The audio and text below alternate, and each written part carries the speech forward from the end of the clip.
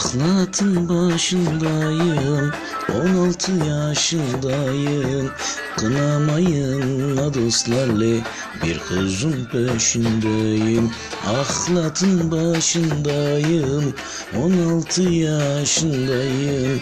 Kınamayın la dostlarla, bir kızın peşindeyim.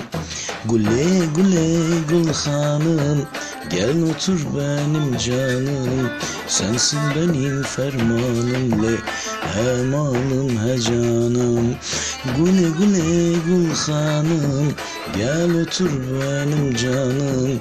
Sensin benim fermanım le, he malım he canım. Allah Allah.